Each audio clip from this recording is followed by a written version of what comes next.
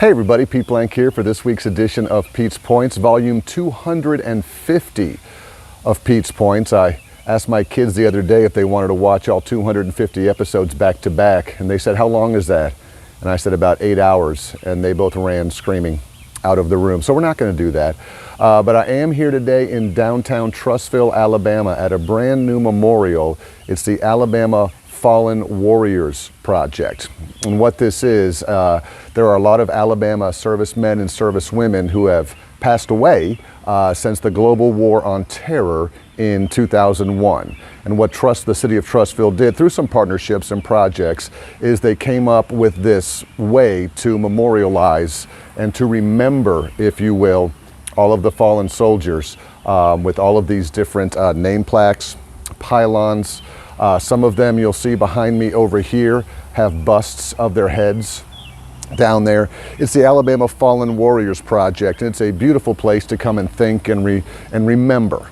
And that's what today's word is, remember. What in the world does remember have to do with you as a leader? Well, that's my question for you today is, how do you want to be remembered? As a person and as a leader. I did a Pete's Points a few years ago about leaving a legacy. Leave a legacy.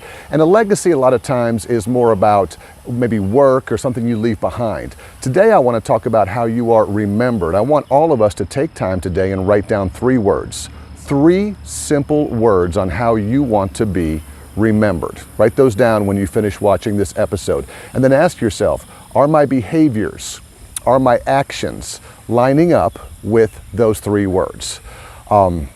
It's something that, again, we don't take a lot of time to do because we're not promised tomorrow. We're not promised the next day. We're not promised to be here. And when you think about all the people you want to have an impact on, and a lot of times we say, well, I want to be remembered as a blank, blank, and blank. I want to be remembered that I did blank, blank, and blank. I want to be remembered as a person who blank, blank, and blank. What are those 3 things?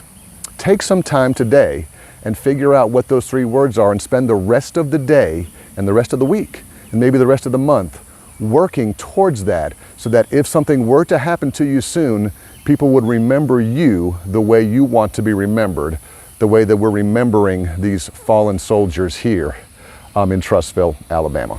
That's all for volume 250. We'll see you next time on Pete's Points.